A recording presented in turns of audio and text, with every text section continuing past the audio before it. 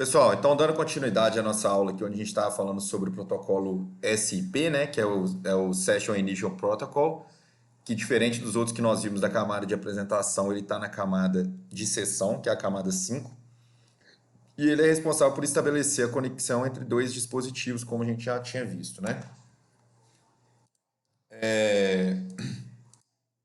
Para o gerenciamento das sessões, então, esse protocolo ele deve conter algumas regras básicas para que essa comunicação seja feita de forma eficaz. Então, a primeira coisa, ele tem que ter a capacidade de localização do usuário.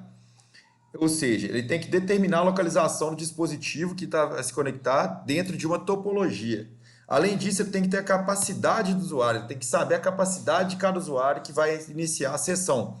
Ou seja, ele vai determinar a capacidade de transmissão do serviço streaming. Outra coisa é a disponibilidade do usuário. Ele tem um procedimento para confirmar se o dispositivo está ativo após a sua localização, ou seja, ele sabe onde o dispositivo está, ele sabe a capacidade de transmissão desse dispositivo, mas ele tem que saber se ele está online, se ele está hábil a fazer a transmissão de algum dado, não é isso? Ele deve conter também a configuração de chamada. Nessa configuração de chamada é onde são definidos os parâmetros para o estabelecimento da conexão, conforme as características técnicas da rede do tipo de serviço, ou seja, como que nós vamos fazer para nos comunicar, quais são as características que nós vamos utilizar para transferir esses dados. É uma das coisas que tem que ser definido também muito bem claro nesse protocolo SP. E ele tem que ter o controle de chamada, né? Após você estabelecer a conexão entre dois dispositivos, você tem que fazer um gerenciamento dessa conexão, a transferência dos dados e o encerramento da chamada. Então, tudo isso é responsabilidade do protocolo SP na questão das sessões, né? O outro protocolo que é muito utilizado, que nós vamos ver, é chamado de POP3, que é o Post Office Protocol. Ele é um protocolo de escritório pessoal e ele tem esse 3 porque ele significa que ele está na sua terceira versão, tá?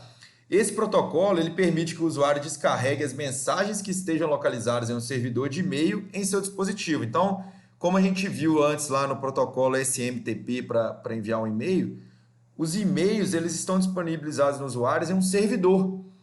E o protocolo POP permite que você pegue todos esses e-mails do servidor e descarregue na sua máquina para ter eles disponíveis offline, né? Hoje é até um pouco engraçado a gente falar isso, porque é tudo em tempo real, mas antigamente, quando os operadores de internet não ofereciam essas conexões com as velocidades que nós temos hoje, os programas como o Outlook ou o Thunderbird, eles eram utilizados para esse fim, né? Para você ter acesso ao seu e-mail sem precisar estar conectado à rede, né? A gente fala o acesso ao e-mail offline. E aqui é um exemplo de uma janela onde você configurava esse tipo de serviço prestado pela rede. Então, eu tinha falado de onde que está vindo, quando a gente vê aqui, ó, de onde que está vindo o servidor POP3 e onde que está o meu servidor SMTP, que é onde estão armazenados os meus e-mails. Aí eu conseguiria baixar tudo para a minha máquina. Tá? O outro protocolo que nós vamos ver é chamado IMAP. Esse protocolo ele sincroniza as mensagens alocadas no servidor de e-mail, assim como o POP3, ou seja, ele manda essas mensagens para o seu computador offline, para você ter acesso offline. Porém, ele se mantém conectado ao servidor para ficar sincronizando as mensagens recebidas em tempo real. Então, hoje ele se aproxima mais do Outlook que a gente usa na nossa máquina, por exemplo, que além dele ter as mensagens disponíveis offline, sempre que você recebe um e-mail, ele está atualizando. Um outro protocolo muito importante também é chamado de NTP, que é o Network Time Protocol. Esse protocolo ele tem a função de sincronizar os relógios dos servidores, roteadores e computadores das redes, ou seja, ele tem a função de garantir que todos os dispositivos eles estejam operando na mesma base de tempo, né? E como que os dispositivos sincronizam os tempos? Ele tem que solicitar para o servidor, então é aquela mesma relação de computador-cliente e computador-servidor, né? E o servidor NTP ele pode ter algumas associações de como ele vai funcionar para fazer a atualização dos horários. Então, por exemplo, ele pode ter associação permanente, onde o administrador da rede ele tem que configurar manualmente o tempo no servidor para que esse seja referenciado em todos os dispositivos de rede. Outro tipo de associação é a associação priorizável, que assim como a permanente ele é configurado de forma manual, porém você pode ter outros servidores NTP na rede para você ter referências de mais de um local, porque se você tiver um servidor só de NTP e tiver algum problema, você vai perder a sua referência de tempo em todos os dispositivos. E temos também a associação transitória, que são servidores disponíveis na rede mundial que atualizam o tempo dos dispositivos encontrados nas redes. Então, muitas vezes a gente vê que a gente conecta o nosso computador numa rede e ele atualiza automático, é porque você está usando servidores NTP transitórios, ok?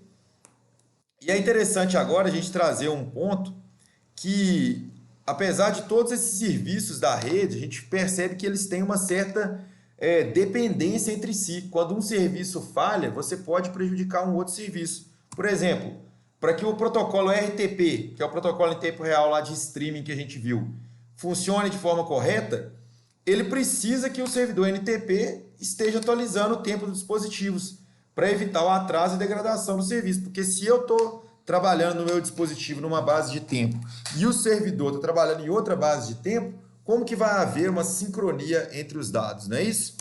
Então, isso evidencia para nós que no campo das redes de computadores ocorre uma dependência muito grande entre os protocolos e os serviços providos na rede. Tá certo? Então, dando sequência então no conhecimento dos protocolos, a gente tinha mencionado lá no servidor, no protocolo HTTP, o uso do protocolo DNS. E aí eu falei rapidamente o que é DNS. O DNS ele é um protocolo que significa Domain Name System, né? Esse protocolo, a principal função dele é efetuar a tradução do número IP, que é o endereço de um servidor, de uma página da internet, para o nome de domínios dentro de um servidor, ou seja, algo que a gente consiga ler de forma mais fácil. Por exemplo, se você quer acessar a página, né, o web server da Croton, você pode digitar o nome do domínio dele, croton.com.br, que aí inicialmente você iria utilizar o protocolo DNS para verificar qual que é o endereço, qual que é o IP correspondente da página da Croton. Ou você pode simplesmente ir lá no seu navegador e digitar o IP direto, que aí é como você como computador cliente, vai solicitar a página para o seu web server já tendo o IP direto. Então você não iria pular a parte de ter que usar o DNS. Mas imagina se para cada site que você fosse acessar, você tivesse que decorar o IP dele, né? Seria muito mais complicado. Então, como que o DNS ele funciona? Vou pegar um exemplo aqui. Como ele faz uma correspondência entre o nome de servidor e endereço IP, imagina que eu estou no computador cliente e eu quero acessar o site do Instituto Federal do Maranhão, que é ifmap.edu.br. Eu preciso descobrir qual que é o IP desse web server aqui para eu conseguir acessar o conteúdo da web page dele. Então, o meu cliente faz uma solicitação para o meu servidor DNS para que ele me fale qual o IP está correspondendo a esse domínio. E o servidor DNS vai me responder com o endereço. De posse desse endereço, então, você pode fazer uma solicitação através do protocolo HTTP para acessar a página web, né? O protocolo DNS, então, ele fica localizado em um servidor que ele pode ser dedicado ou não a esse serviço, né? Tem servidores que eles provêm vários tipos de serviço no mesmo servidor, não tem problema nenhum. Quando o servidor DNS não conhece o endereço que você perguntou, não sabe o endereço relacionado àquele domínio específico que você perguntou, ele vai perguntar para outros servidores DNS até descobrir. Então, como que isso funciona? Vou chegar aqui para o meu servidor aqui, fulano, qual que é o endereço relacionado ao domínio ifma.edu.br? Pô, esse servidor aqui vai falar, não consegui encontrar. Vou perguntar para outros servidores até eu encontrar e aí retornar para o meu cliente que esse é o IP para que você possa ter acesso direto à página que você está querendo, tá bom? No DNS existe uma hierarquia do domínio, então, onde esses domínios eles são divididos em 3 categorias. Existe, então, o domínio genérico, onde são definidos os registros conforme o segmento do site. Pode ser .com, .net, .org. Então, você vê que todo domínio ele tem um campo que é genérico, .com e tal. Existe o domínio de países, que não obrigatoriamente você tem que ter, mas que ele vem após o domínio genérico, que é o .br, .s para os Estados Unidos, .er para a Argentina, que ele identificar em qual país que o domínio foi registrado, né?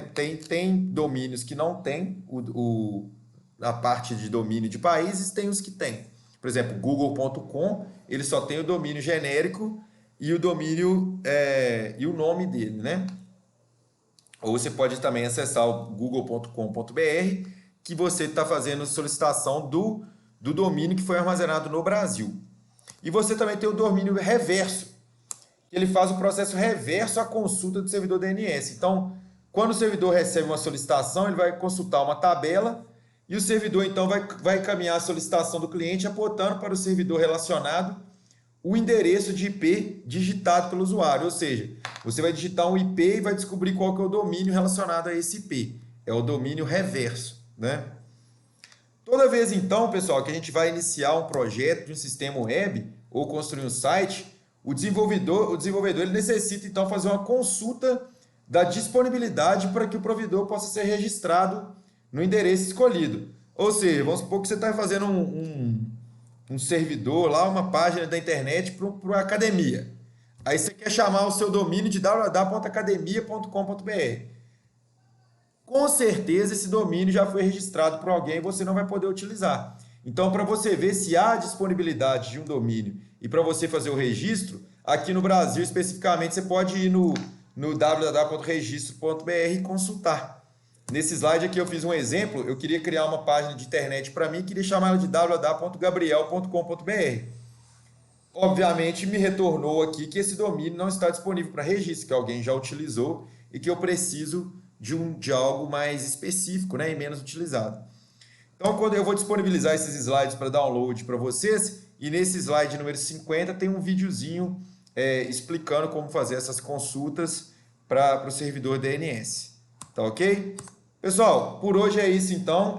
Eu vou pedir a vocês que no final da aula e dos slides acessem a página 84 e 88 do nosso livro didático, que vocês leiam a atividade sem medo de errar.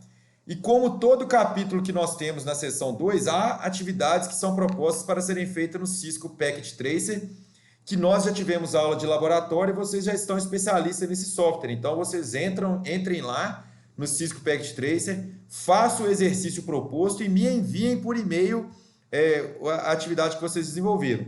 Além disso, façam também os 3 exercícios propostos no final da unidade, me mandando qual que é a alternativa correta e o porquê das outras alternativas estarem incorretas. Tudo bem? Um abraço e até a próxima aula.